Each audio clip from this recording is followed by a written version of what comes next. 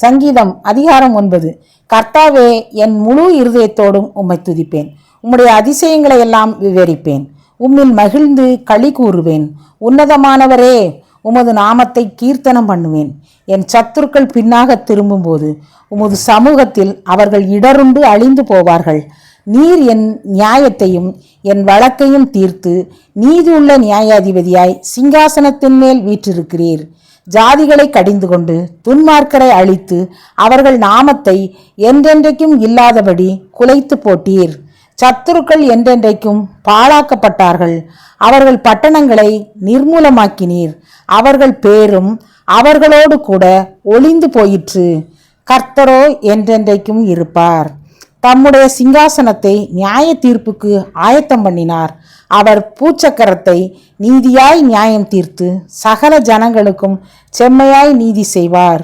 சிறுமைப்பட்டவனுக்கு கர்த்தர் அடைக்கலமானவர். நெருக்கப்படுகிற காலங்களில் அவரே தஞ்சமானவர். கர்த்தாவே, உம்மை தேடுகிறவர்களை நீர் கைவிடுகிறதில்லை. ஆதலால் உமது நாமத்தை அறிந்தவர்கள் உம்மை நம்பியிருப்பார்கள்.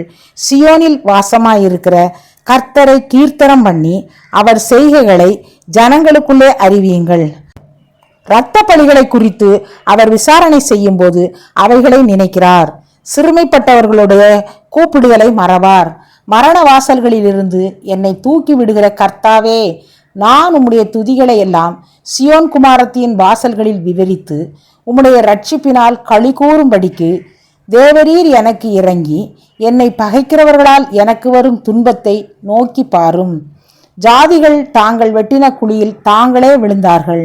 அவர்கள் மறைவாய் வைத்த வலையில் அவர்களுடைய காலே அகப்பட்டு கொண்டது. கர்த்தர் தாம் செய்த நியாயங்களினால் அறியப்படுகிறார்.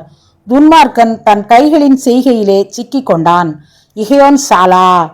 துன்மார்க்கரும் தேவனை மறக்கிற எல்லா ஜாதிகளும் நரகத்திலே தள்ளப்படுவார்கள். எளியவன் என்றென்றைக்கும் மறக்கப்படுவதில்லை.